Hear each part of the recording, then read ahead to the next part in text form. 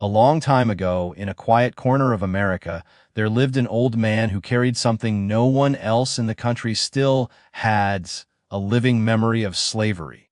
Most people around him had only heard about slavery in history books or in old stories passed down through generations. For them, it was something distant, something that felt almost unreal, like a shadow from another world. But for this man, it was not a story. It was his memory.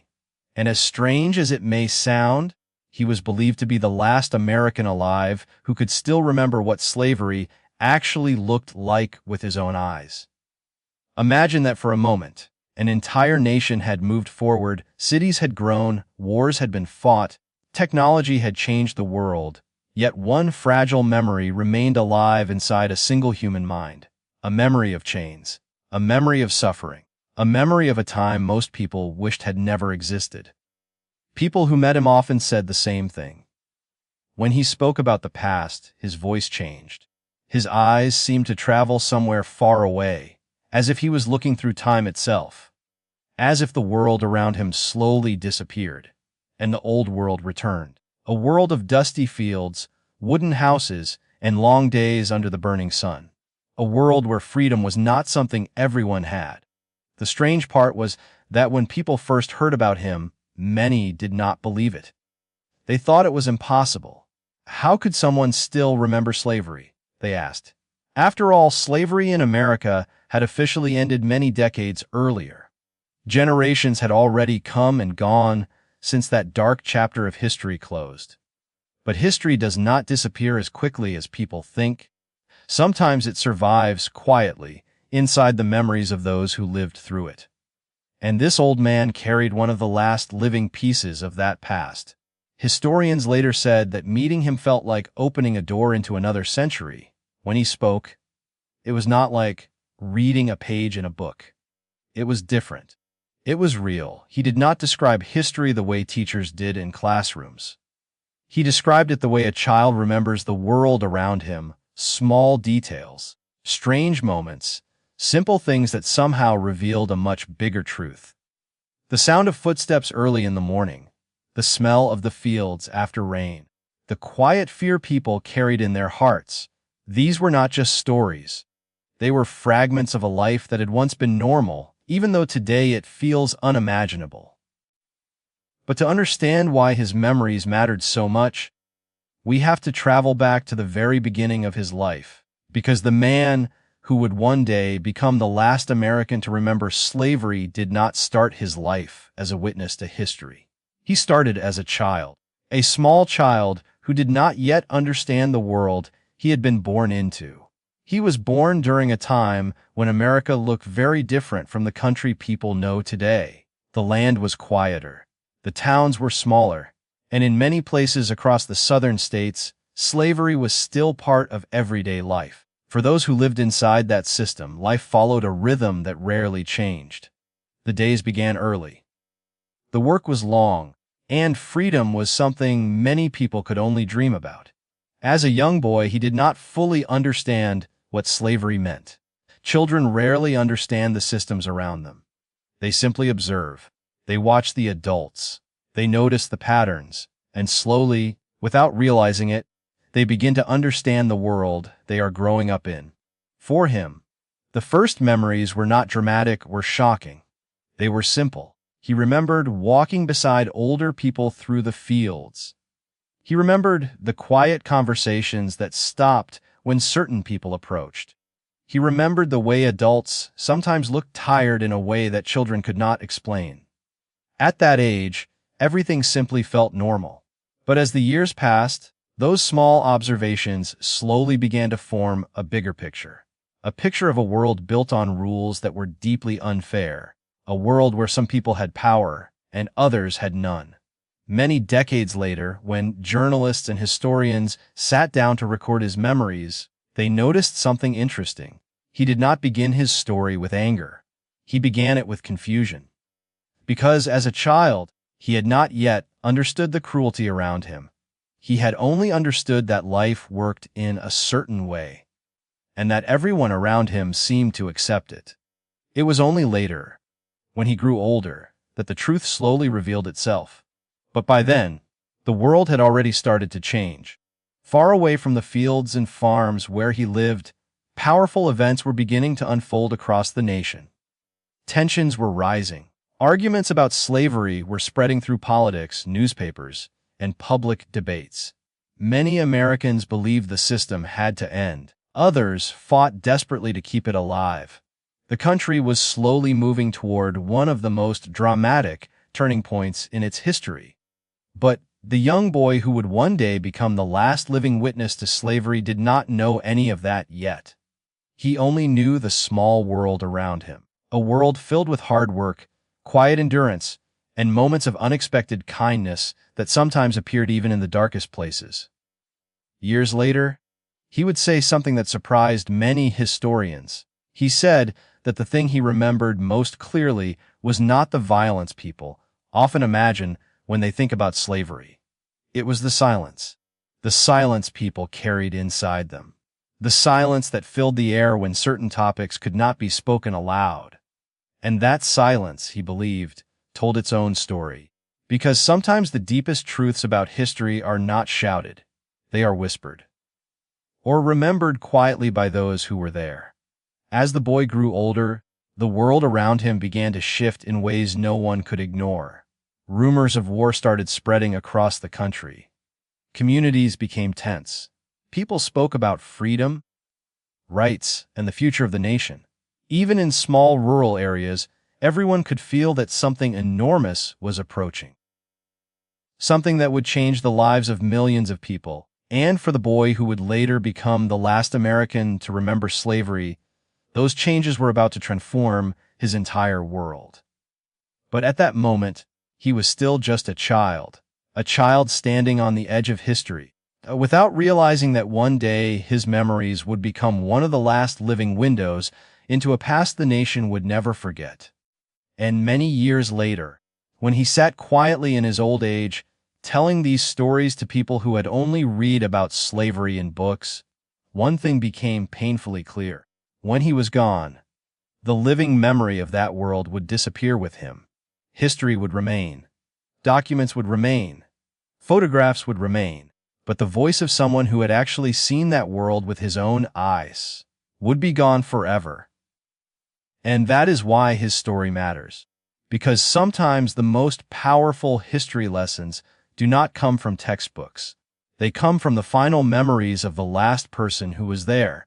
He was born on a hot summer morning in a small, dusty town in the American South, the kind of place where the roads were nothing more than dirt paths, and the only sound at dawn was the distant crowing of a rooster. His mother held him close as the first rays of sunlight broke through the trees, and in her gentle voice, she whispered a name that would carry him through decades he could not yet imagine. Even as a newborn, he seemed to carry a weight in his small chest, though nobody could have known what it meant then.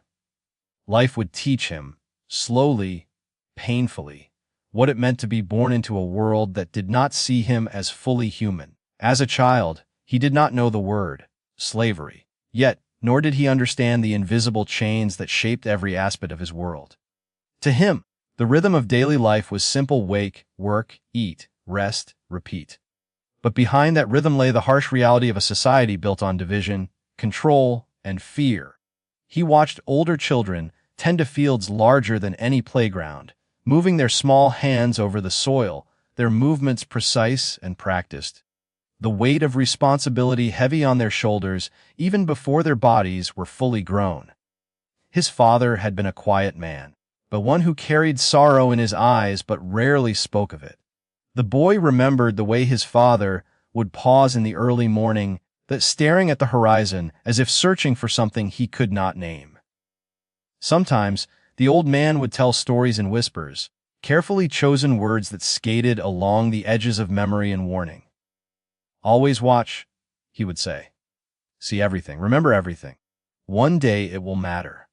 The boy did not understand what his father meant at the time, but those words lodged themselves deep in his heart. The family lived in a small wooden house with a roof that leaked when it rained and a yard that stretched into the fields beyond. The house was always filled with sounds: the creak of floorboards, the clatter of dishes, the hum of insects in the heat of the afternoon. But beyond the yard lay the world of work, a place where the rules were harsh and unforgiving, and the cost of failure was not merely punishment, it was survival itself. By the time he was 5, he began accompanying the older children into the fields. He could not carry much yet, but he learned to observe. He noticed the patterns of labor who moved faster, who spoke in whispers, who looked up at the sky as if counting down the hours until they could return home. He noticed the fear in the eyes of those around him, a fear so quiet it could have been mistaken for calm. But he felt it in his own chest, the same invisible weight that seemed to press against his ribs whenever he moved. Schooling was a distant dream. Education was restricted, forbidden in many areas, yet he remembered hiding small scraps of learning whenever he could. Sometimes an older cousin would teach him letters in secret, or his mother would tell stories that contained more than the surface meaning. Lessons on resilience, courage, and the importance of remembering. Even then, he understood that the world beyond his small town held stories far larger than the ones he could see. As he grew older, he began to witness moments of cruelty and injustice that would etch themselves permanently into his memory.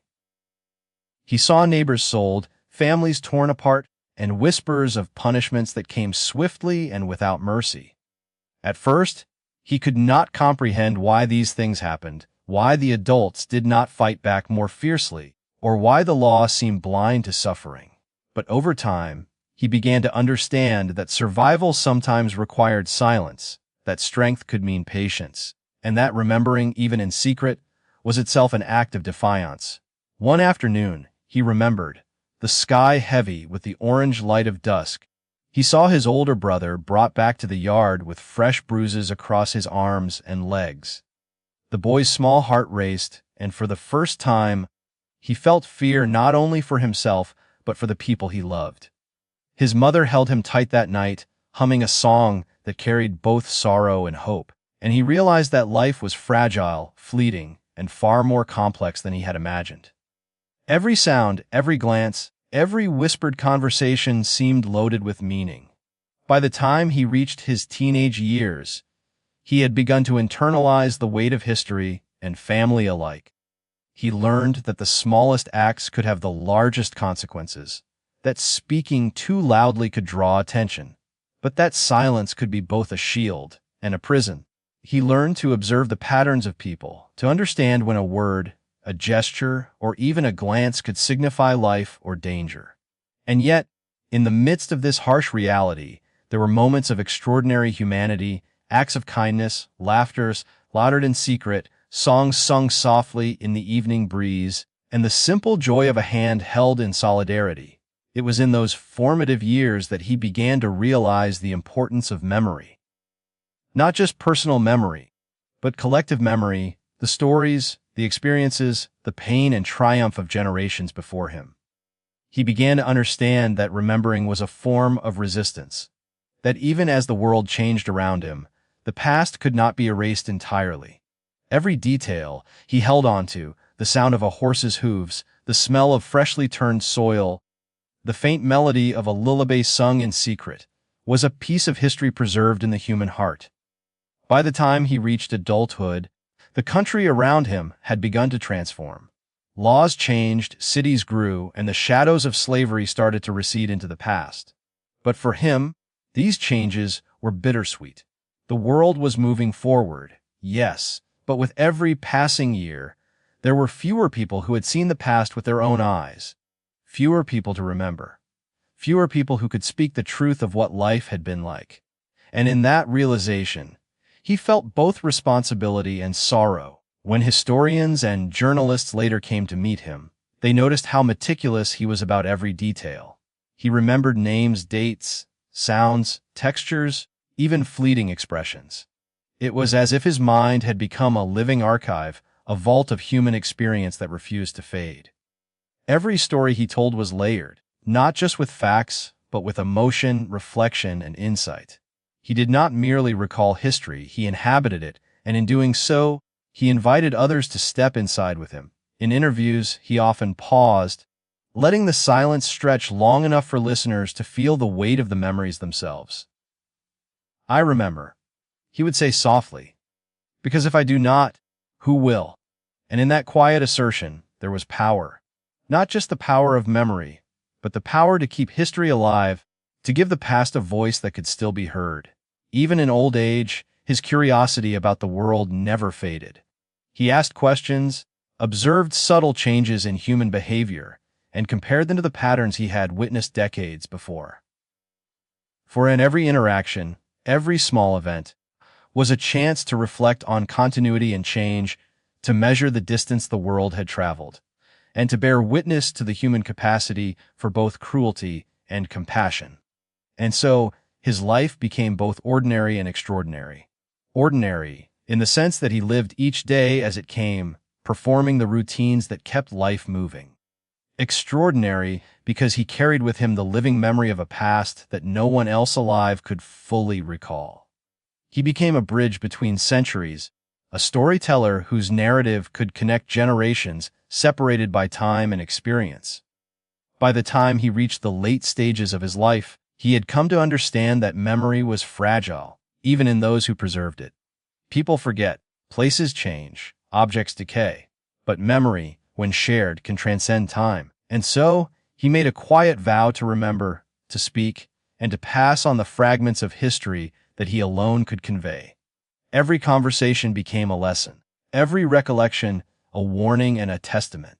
And for those who listened closely, it was as though the past itself were speaking directly to them, unfiltered, unpolished, and deeply human. The world he was born into was stark, unyielding, and yet quietly alive.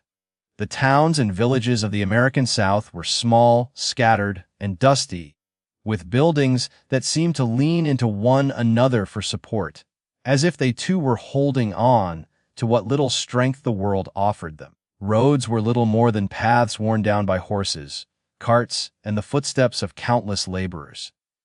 The air was thick with the smell of earth and sweat, of smoke from chimneys, of livestock and crops, an aroma so pervasive that it seeped into every corner of life, every breath, every step. People's lives were measured not in years or accomplishments, but in seasons, in the cycles of planting and harvesting, of sunlight and rain.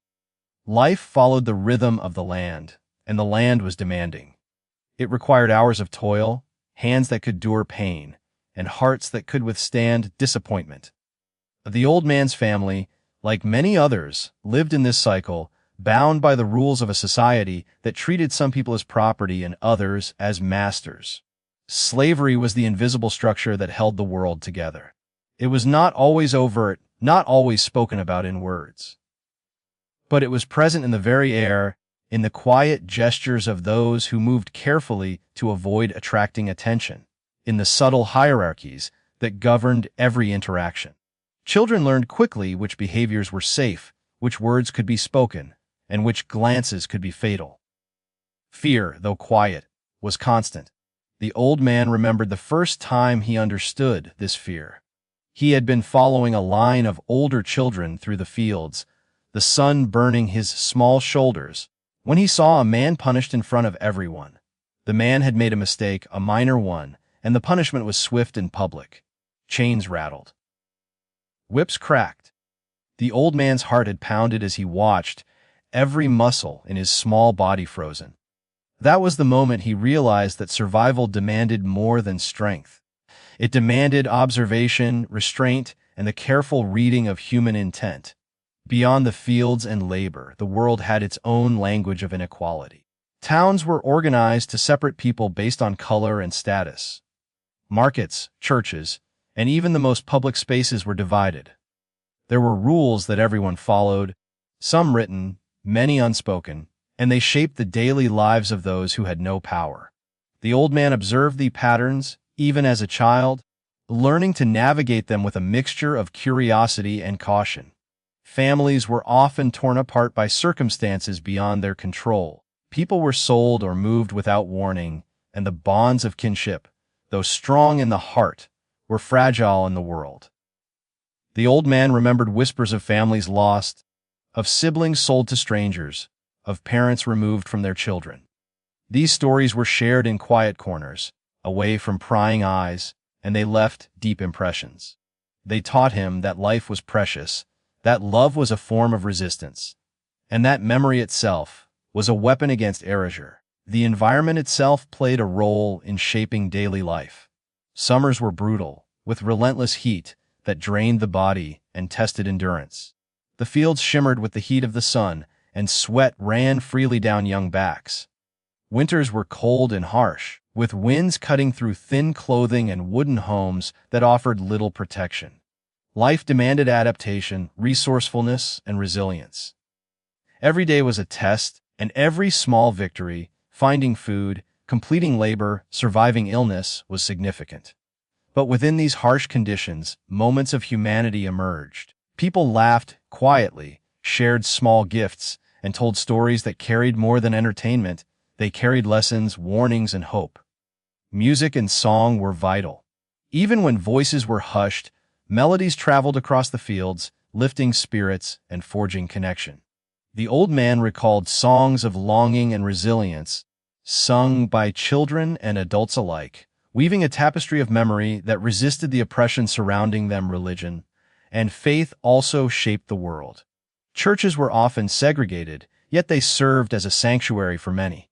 Preachers' words carried weight, blending morality, history, and instruction in ways that guided behavior and provided comfort. For the young boy, these gatherings were a window into a world of belief, ritual, and shared identity. Even as he absorbed the lessons of survival and observation, he also absorbed the rhythms of prayer, the cadence of sermons, and the sense of community that existed even under the shadow of oppression. The old man's daily routine was structured and repetitive, yet filled with subtle education. He learned the geography of the land, memorized the safest paths, and noted the behavior of animals and neighbors alike. Every day offered lessons in observation, resilience, and adaptation. He became attuned to the sounds of the environment, the whistle of the wind, the clatter of tools, the low murmur of conversation in distant fields. These details would later serve him in recalling history with vivid precision. Economics also dictated behavior. The work of families was connected to the broader systems of trade, property, and control. Crops grown in the fields did not only feed families, they sustained markets, wealth, and power for others. The young boy saw the imbalance, though he could not yet articulate it. He understood through observation that the labor of some fueled the freedom and comfort of others, and that these patterns were not random.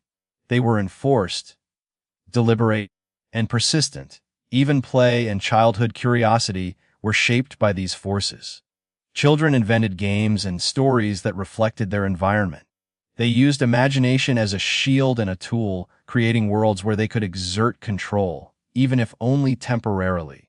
The old man remembered chasing after other children through the dusty fields, inventing games that mimicked adult work, and imagining themselves as heroes in a world that offered them few real options.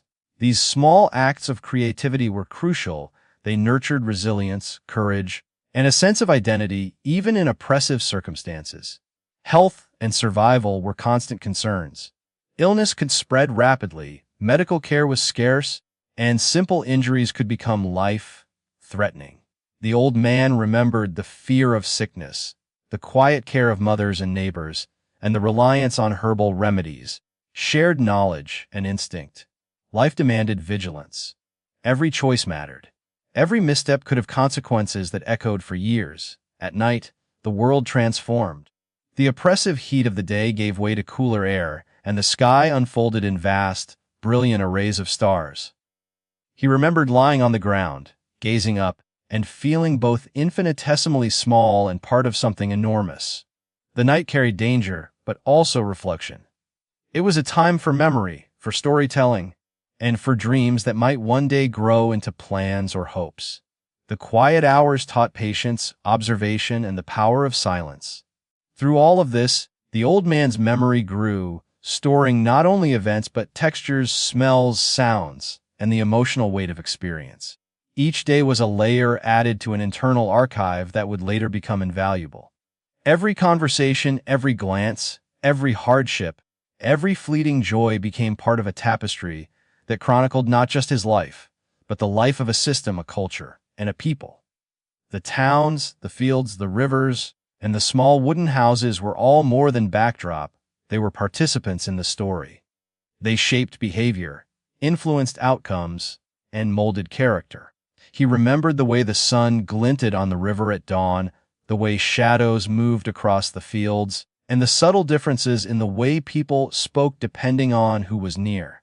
These sensory details grounded him, anchored his memories, and allowed him later to transport listeners and viewers into a past that felt real, immediate, and urgent.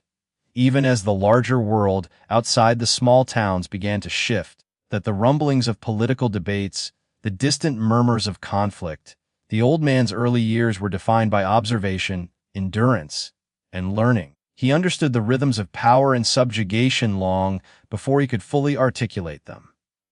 He learned to see the unseen, hear the unspoken, and interpret the patterns that others overlooked. By the end of his childhood and into adolescence, he had become acutely aware of the fragility and resilience of life. He understood that the world could be cruel, that people could inflict harm without remorse, but also that humans were capable of astonishing acts of kindness and courage. Memory, observation, and attention to detail were survival tools. They allowed him to navigate a dangerous, unequal, and ever-changing landscape. This world, complex and demanding, became the stage upon which the rest of his life, and the memories he would one day preserve, was built. Every hardship, every observation, every fleeting moment of beauty or cruelty added layers to his understanding of humanity. By the time he reached young adulthood, he carried not only personal memories, but a living record of an era most people only read about. And that, above all, would define him, not just as an individual, but as one of the last living witnesses to a time so formative, so profound, that when he spoke, the world would listen. Because in those memories, the past was alive, tangible, and urgent. Life, as he came to know it, was a series of long days punctuated by moments of sudden, often unbearable emotion. The old man remembered the weight of sorrow before he even fully understood what sorrow was. It began with small things, a lost toy, a harsh word, a fleeting glance of disappointment. But as the years passed, sorrow took on a deeper, sharper shape. It was the weight of watching his family work tirelessly in fields that seemed endless, the strain of knowing that no matter how hard they worked, the world around them had already decided how much they would receive, how much they could own, and how much they could hope for. He remembered the faces of those around him, the expressions frozen by fatigue, the quiet resignation, and yet the glimmers of resilience that shone in their eyes. Even as a child, he learned that emotions were dangerous if not carefully measured. Joy could be fleeting, anger could bring consequences, and fear was both a teacher and a constant companion. And yet, he felt all of it. He absorbed it as fully as he absorbed the sun on his shoulders or the wind that carried the scent of the earth. One memory stood out above all others, a moment that seemed to encapsulate the tension between innocence and the harshness of life. He had been playing near the edge of the fields when he saw a man, older, stronger, being punished in front of others. The young boy did not fully understand why this punishment was occurring, only that it was wrong, and that it was terrifying. The sounds of chains, the cries, and the sharp commands of those in authority etched themselves into his memory like fire. He ran to his mother afterward, seeking comfort, and she held him close, whispering what little she could to soothe his trembling body. Yet even in her embrace, he could feel the enormity of the world's injustice pressing down. As he grew older, these moments multiplied. Every day brought new challenges, the new reminders of the limitations placed upon him and his family. He saw neighbors taken away, families broken apart, and the silent despair etched into the faces of those who remained. But amidst the sorrow, there were moments of extraordinary human connection, shared food, quiet laughter, and hands held in secret solidarity, small gestures that defied the oppressive system in which they lived. These moments, though brief, became treasures, anchors that allowed him to survive both physically and emotionally. Love, too, carried its own complexities.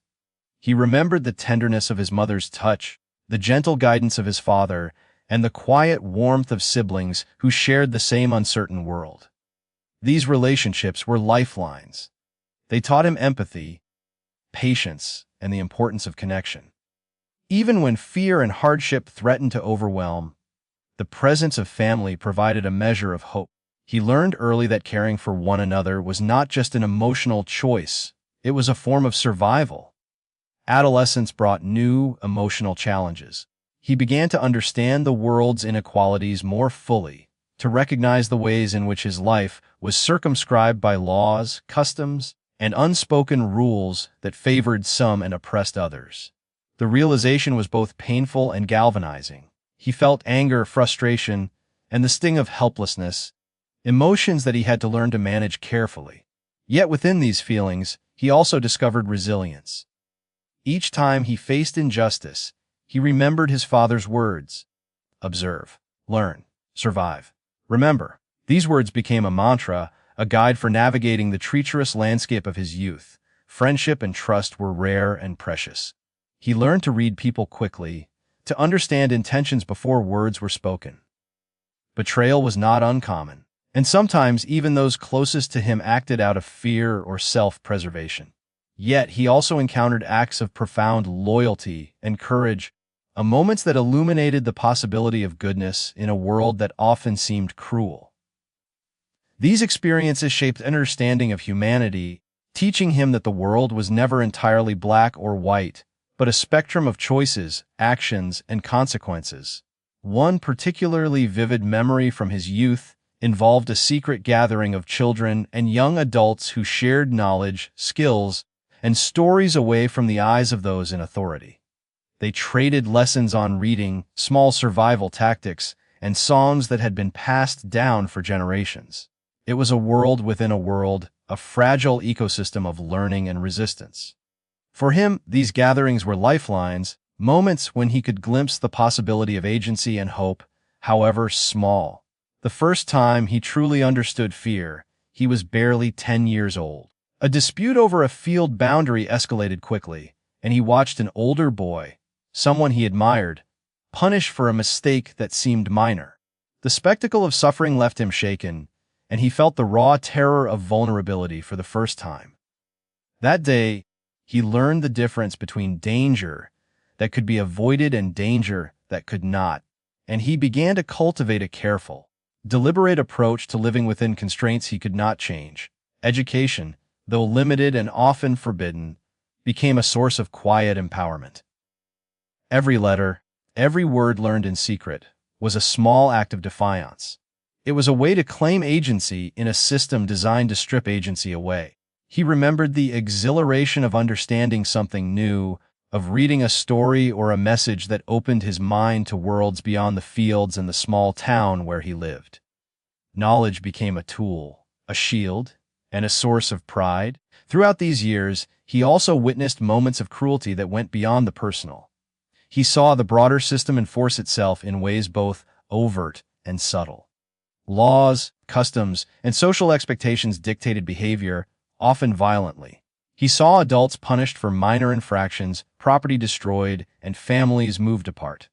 And yet, amidst this systemic oppression, he saw resilience, creativity, and resistance, small, almost invisible acts that kept humanity alive. Love and companionship were complicated by these circumstances. He learned early that relationships could be both protective and dangerous, that trust had to be earned and measured carefully. He developed an acute sense of empathy, not just for those close to him, but for anyone navigating the same treacherous social landscape.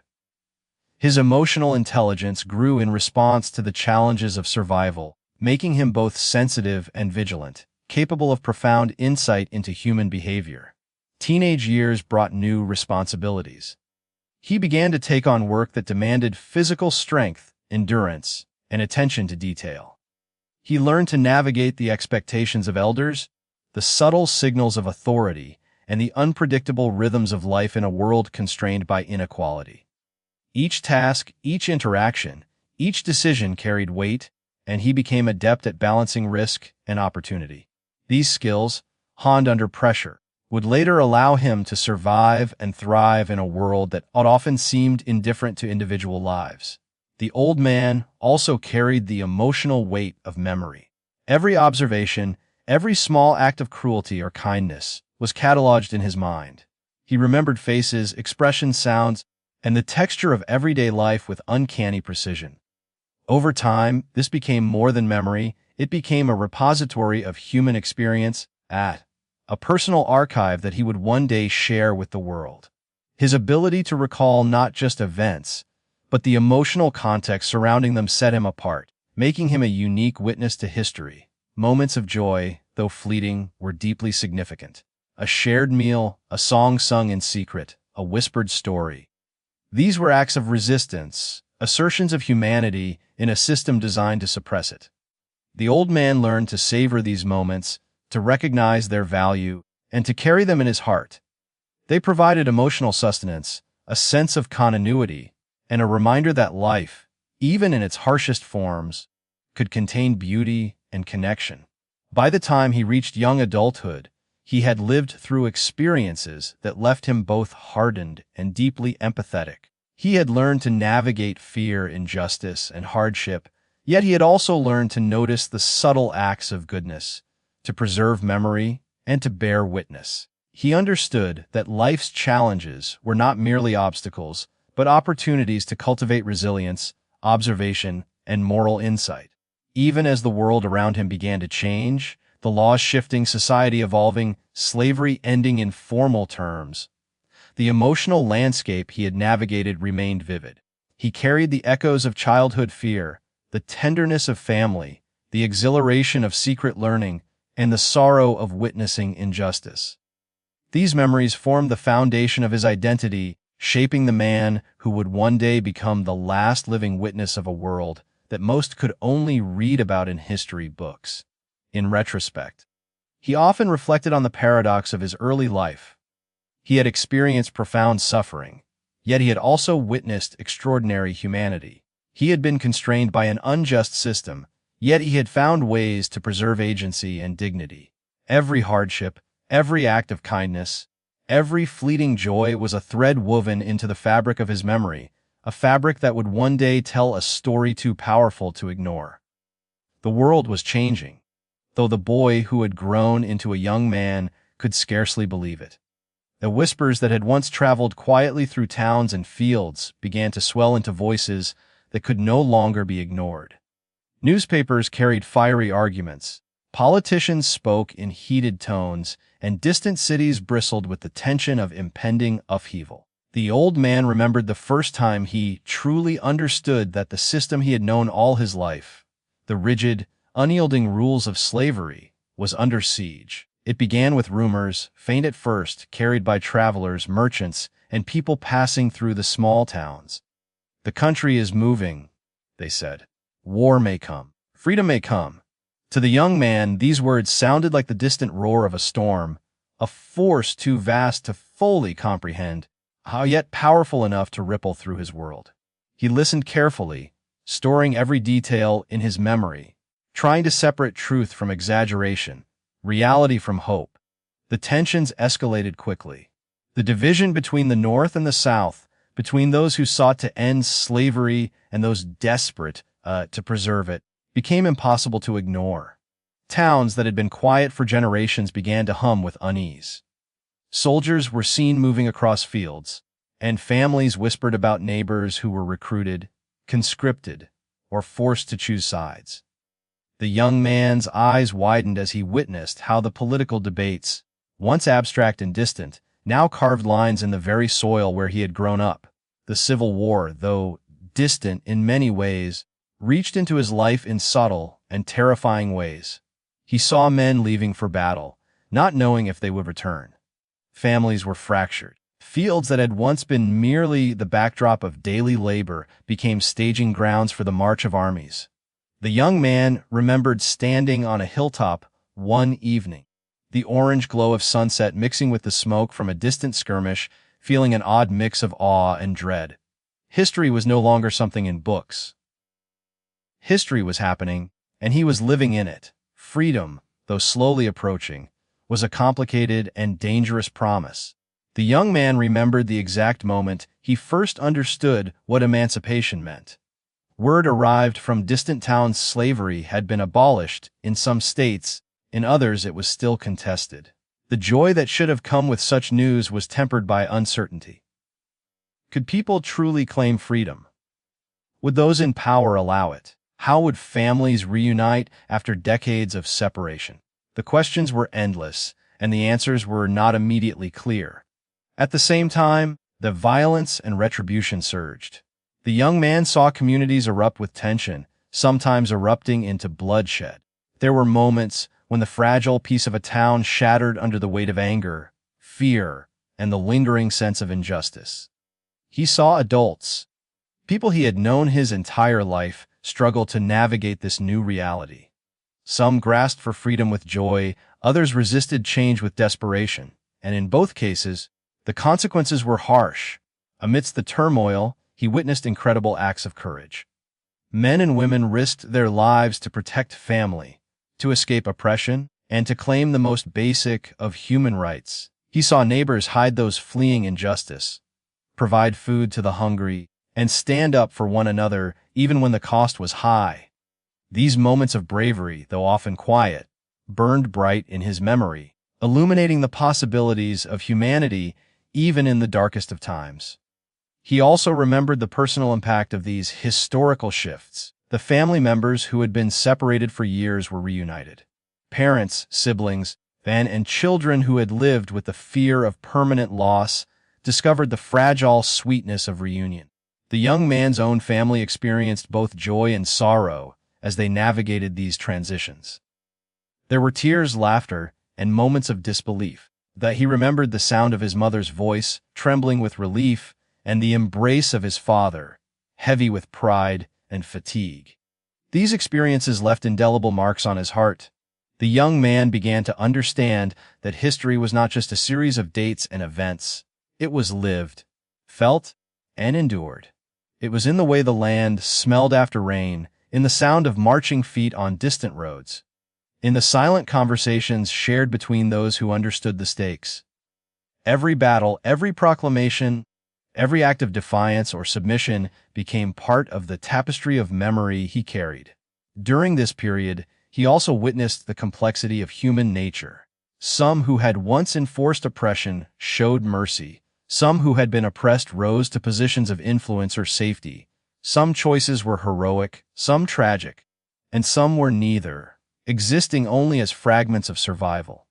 The young man absorbed these lessons with a growing sense of purpose. He realized that to remember was not just to preserve his own story, but to bear witness to the broader human experience of the time. He remembered the first time he saw former slaves walking freely unchained, and for a fleeting moment, the world seemed to shift beneath him. The sight was both exhilarating and overwhelming. People who had endured unimaginable hardships now moved with a tentative sense of liberty, unsure of what the future held but determined to claim it nonetheless. He felt a strange combination of hope and anxiety, hope for what could be, the anxiety for what might be lost. The young man also observed how these changes affected the community. Some people resisted, clinging to old beliefs and power structures. Others embraced the new possibilities. He saw old friendships strained, alliances formed and broken, and the complex negotiation between past and future unfolding before him. Each observation became a lesson in human behavior, an insight into the resilience, adaptability, and moral complexity of people. Education, once a forbidden dream, began to emerge as a real possibility. He noticed children and adults alike seeking knowledge, eager to read, write, and understand the world on new terms. He watched as teachers, some brave enough to defy old restrictions, offered lessons to those previously denied. Every letter learned, every word understood, was a small victory in the larger struggle for self-determination. The young man absorbed it all, recognizing the power that knowledge carried in a world long defined by inequity. At night, when the chaos of the day had passed, he often reflected quietly on what he had witnessed. He thought about the countless lives affected by the upheaval, the victories and losses, and the fleeting moments of courage that often went unnoticed. He remembered the fear, the exhilaration, the grief, and the fragile joy, storing each sensation in the careful catalog of his mind. These reflections would later allow him to tell stories with vivid detail, bridging the gap between past and present for those who had never lived through it. The turning point, however, was not just political or societal, it was personal. The young man began to see that his own life, his family's survival, and the future of those around him depended not only on endurance but on action. He became attuned to opportunity, to the subtle signals that indicated safety or danger, and to the moral choices that defined character. Every decision he made carried weight, and he learned to measure consequences with precision, balancing courage with caution. In the aftermath of major battles, he observed the reconstruction of life itself. Homes had to be repaired, communities rebuilt, and trust restored. The young man witnessed the immense human effort required to transform society after such deep upheaval. He understood that freedom, while a monumental achievement, was only the beginning. The work of creating a fair and just life for all was ongoing, painstaking, and often invisible. Through it all, he remained keenly aware of his role as a witness. He was not a passive observer. He was an active participant in the recording of history through memory, emotion, and attention to detail. He understood that in years to come, people would look to him for insight, for truth, for the living connection to a past that could no longer speak for itself.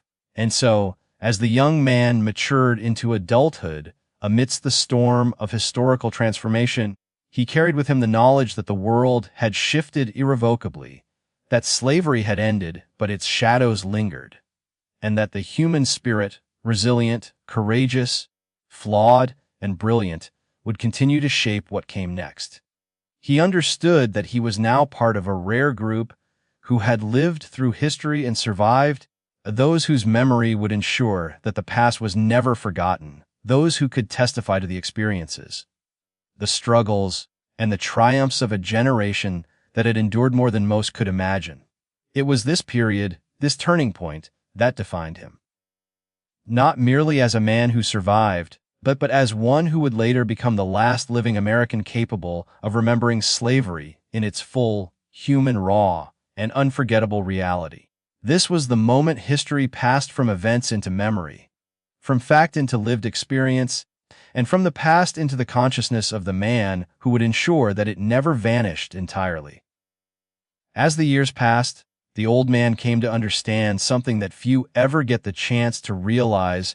He was the last of his kind, the last person alive who had actually lived through slavery, the last human repository of experiences, sights, sounds, and emotions that no book, no photograph, no monument could fully capture.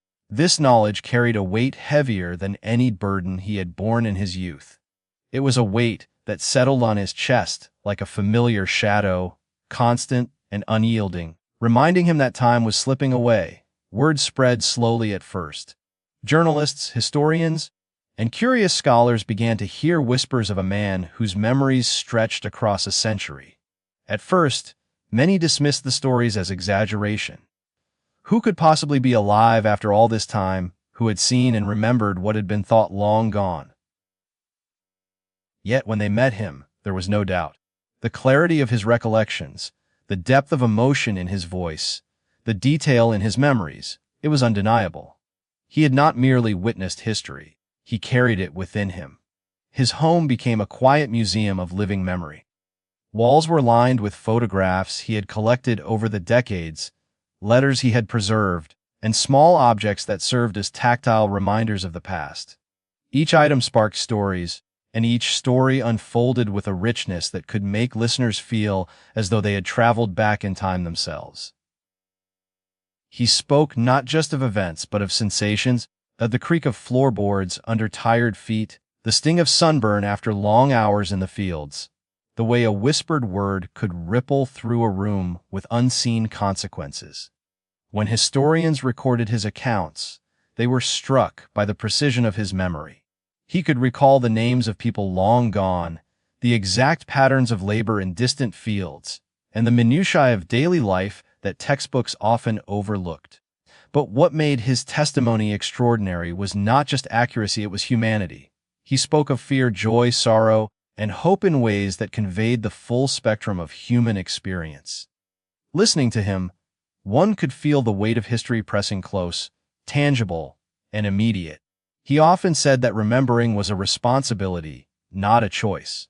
Every detail mattered, every recollection had significance, because when he was gone, there would be no living person left to tell these stories. And he knew that memory alone could preserve the soul of history.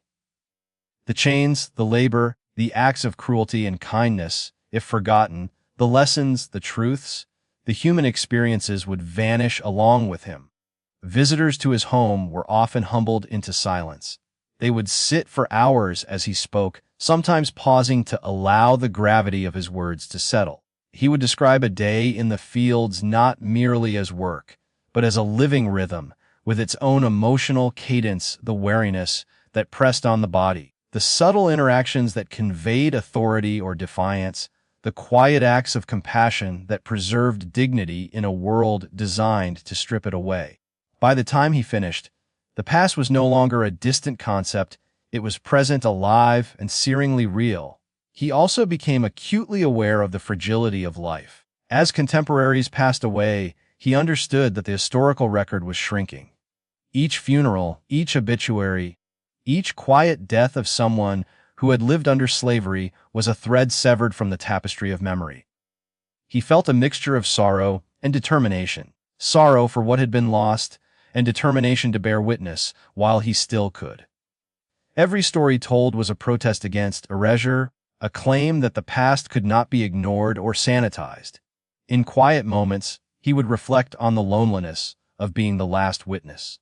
He often thought about those who had lived with him, those who had shared his childhood, his adolescence, and his early adulthood.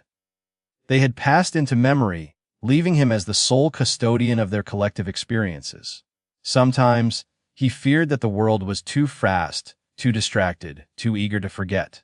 Yet, he also understood the power of his voice, the urgency of his task, and the responsibility that came with it. He began keeping meticulous journals, recording details that even memory alone might fail to preserve. He described not only what happened, but how it felt, the fear that gripped a child in the fields, the exhilaration of fleeting moments of freedom, the quiet courage shown by those who resisted in small ways. He wrote about the songs, the smells, the textures, the subtle patterns of daily life that were invisible to outsiders but central to lived experience.